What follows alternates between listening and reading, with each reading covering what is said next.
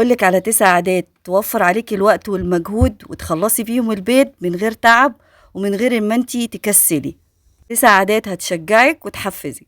ازاي هنغير ريحة الأوضة أو الصالة أو أي مكان احنا بننضفه؟ أول حاجة وأهم حاجة وأهم خطوة إن احنا نفتح الشبابيك كل يوم يوميا، نفتح الإزاز ونفتح الشيشان ونسيب الهواء يدخل، هيغير ويجدد الهواء عندك في البيت ومش هيخلي ريحة كمكمة. الفتحات بتاعة البوتاجاز وتغيير ورق الألمونيا وتلميع الإزاز للبوتاجاز.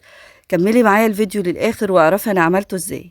أول خطوة وأول عادة بحب أعملها إن أنا بفتح الإزاز والشيش بتاع أوضتي، وإذا كان محتاج إن هو يتنفض بنفضه بفرشة ناعمة، وإذا محتاج إن هو يتغسل بغسله. مش هغير فرش السرير، ممكن إن أنا أنفضه بكيس مخدة من اللي موجود أو أي قطعة قماش عندي بنفض، أو فرشة المتوفرة عندك بتنفضي السرير. لازم ننفضه يوميا، لكن تغيير الملايات أو الكبرتاه أو أكياس الخداديات كل 3 أيام.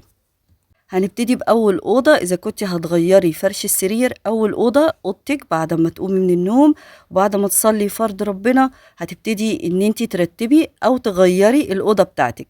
طبعا واحنا بنغير وبعد ما نسيب كمان المرتبة تتهوى شوية، هنرتب بقى اللي على التسريحة واللي على الكومودينو كمان.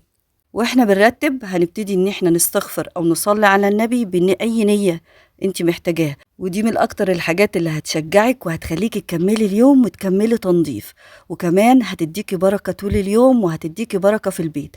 البيت اللي مش مترتب تملي بيبقى فيه مشاكل، وتملي بيبقى شكله من بره رغم ان هو مش مترتب بس ومحتاج مجهود بسيط، لكن شكله ان هو مش منظم وان احنا هاملينه، وده بيعمل لنا احباط وبيعمل لنا كسل ان احنا ما بنتشجعش وما بنقدرش ان احنا ننظف.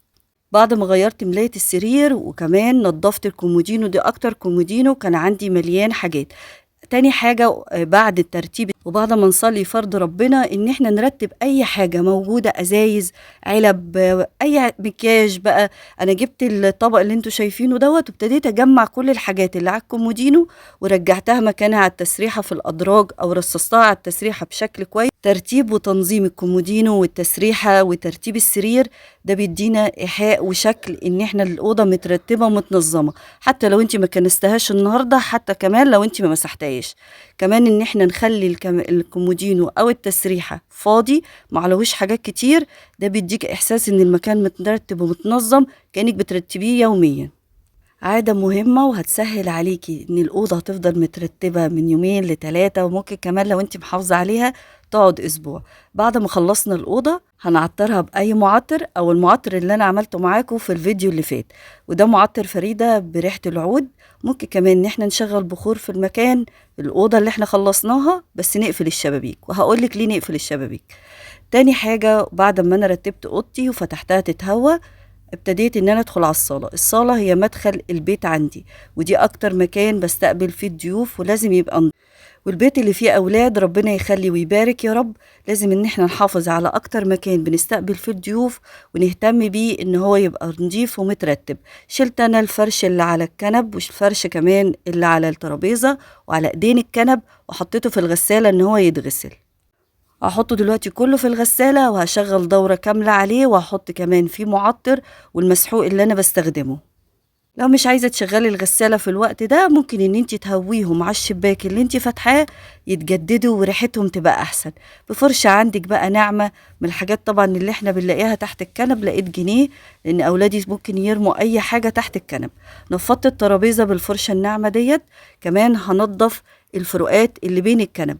لو ما عندكيش مكنسة كهرباء ممكن تعملي الخطوة اللي انا عملتها ديت، ودي هتنضف معاكي الكنب وهتخليه مفيش تراب في الفروقات ديت يدخل كتير. كل حكاية ان انت هتدخلي الفرشة وهتفضلي ان انت تضغطي فيها لغاية ما تطلعي التراب الموجود. الخطوات المهمة قوي اللي انا بهتم بيها كمان في الصالة، وبالذات طبعا سجادة الصالة عشان بيدخل عليها كتير واحنا كمان بنقعد في المكان ده كتير. حطيت مية سخنة ان انا اعطرها وانضفها كويس، وده دوني. عندك كومفورت ممكن تحطي، عندك برسيل جل وشوية خل. كل اللي انا حطيته مية سخنة كوبايتين مش هكتر، وبالمقشة بقى بتاعتك او بالفرشة بتاعتك، وهتبتدي ان انت تنضفي كأنك بتكنسي بس. هكنس السجادة كلها هتلم معاكي وهتدي ريحة حلوة في المكان. كل أوضة دخلتيها ابتديتي فيها مش هتاخد منك 10 دقايق، سواء كنستيها رتبتي، بس كل الحكاية ان انت بترتبي الحاجة وتبتدي تنضفي السرير. انا بلمع هنا الخشب، ودي خطوة مهمة قوي ان انا ممسحوش باي حاجة تكون فيها مية. بالملمع بتاع الخشب ابتديت ان انا انضف الترابيزة، وكانت الغسالة في الوقت ده كانت خلصت، وهرجع الفرش افرشه، وكنت فاتحة كمان المروحة عشان ينشف معايا على طول. جبت المفرش على الترابيزة زي ما انتوا شايفين، وكمان انا ما عنديش تلبيسة للركنة، فانا جايبة دفايات لونها قريب للركنة بتاعتي، بس دفايات مش تقيلة قوي، زي ما انتوا شايفين ميكروفايبر كده خفيفة شوية وبتتمط، فانا بحطها على الركنة بتاعتي. كمان حاطة قماش على الايد بتاعت القماش، كان باقي عندي من كراسي السفرة عندي، فالقماش دوت اللي لونه رصاصي اللي انتوا شايفينه ده القماش ده شمواه شويه، فانا بحطه قطعته ان انا احطه كمان على الايدين عشان احافظ على ايدين الكنب. المعطر بنرشه، او لو شغلنا بخور بنقفل الشباك ليه؟ عشان الريحه تفضل ماسكه في القماش والستاير، وتفضل عندك مده كبيره ريحه الصاله وريحه الاوضه ريحتها حلوه. تعالوا نخش على المطبخ، ودي اهم حاجه ان احنا نبتدي بيها. لو ما نضفتيش المطبخ قبل ما تنامي لازم تنضفيه اخر حاجة تاني يوم، ما تبتديش بتنظيف المطبخ الصبح. اهم حاجة واكتر حاجة بتضايقنا وبنحب ننضفها قبل ما نعمل اكل، البوتاجاز. اللي في البخاخة اللي انا رشيته على البوتاجاز او على سطح البوتاجاز عندي، البخاخة ديت انا عاملة فيديو للبخاخة اللي انتوا شايفينها ديت في الفيديو اللي فات، لو عايزة تشوفيه انا هحط اللينك بتاعه في صندوق الوصف. وده بينظف عندي السطح بتاع البوتاجاز لو حتى عليه بقع قد ايه، ومن غير ما تدعكي كتير. وعايزه رغوه، بتحب رغوه هيرغي معاكي زي ما انت شايفه في الازازه. رشيت على الحوامل ومسحتها كمان بفوطه بس، حتى سطح البوتاجاز بالفوطه بس. طبعا واحنا بننضف البوتاجاز هنستغفر ربنا وهنصلي على النبي، وهنتملي لساننا يبقى متعتر بذكر الله، لا اله الا الله ولا حول ولا قوة الا بالله. وده يحتسب ليكي وانتي بتنضفي، وتحتسبي تعبك وان انتي نضفتي وجهزتي البيت ورتبتيه، واجرك عند ربنا. والبخاخة ديت المذيب اللي فيها اللي انا برشه والخلطة اللي انا عاملاها وفرت عليا ان انا اشتري مذيبات غالية، او البخاخة اللي بتدوب الدهون وتنضف البوتاجاز. وكمان للناس اللي عندها حساسية البخاخة دي مش هتعملك حساسية لان مش بتطلع ابخرة. الورق الألمونيا اللي انتوا شايفينه على البوتاجاز، طبعا انا بنضف البوتاجاز بعد كل غدا يوميا، كسلت وما قدرتش ان انا انضفه بعمله تاني يوم بعد وجبة الغدا. اخر حاجة البوتاجاز، ورق الألمونيا بشيلها كل شهر او كل شهرين على حسب التسخات فيها قد ايه. كمان بنفس الخلطة اللي في البخاخة هلمع بيها الازاز بتاع البوتاجاز. انا بحط ورق ألمونيا خفيف شوية على الظهر بتاع الازاز، لكن التقيل بحطه على الوش اللي انتوا شايفينه. وده منظر الازاز بتاع البوتاجاز من ساعة ما اشتريته، عندي بقاله 4 سنين زي ما انتوا شايفين بالاستيكرات بتاعته. طول ما الأجهزة انت ايديكي فيها وبتنضفيها وبتلمعيها وبتغطيها وتحافظي عليها هتعيش معاكي، وان شاء الله هتبقى زي الفل. جبت ورق زي ما انتوا شايفين ورق ألمونيا، وابتديت ان انا اضغطه من فوق. طبعا بظبط المقاس من تحت لفوق. انا هعمل الجزء ده او الورقة ديت على الازاز بس، في ورقة تانية هفردها على السطح بتاع البوتاجاز. تنظيف سريع وخدش منك غير خطوات، وهياخد منك نص ساعة بس لو خصصتي لكل أوضة 10 دقايق.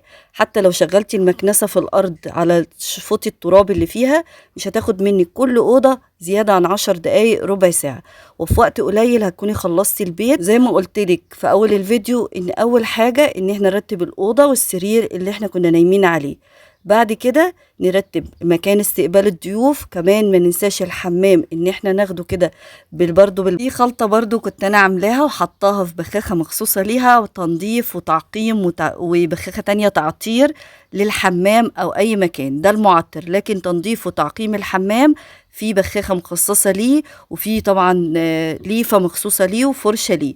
هنا انا ثبت ازاي الورقة بتاعت الألمونيا على الازاز بالدبل فيس، وحطيتها تحت وثبتها على الازاز عشان لو جه شوية هوا ما تفضلش تتحرك، او انا لمستها ما تتحركش وانا بنضف.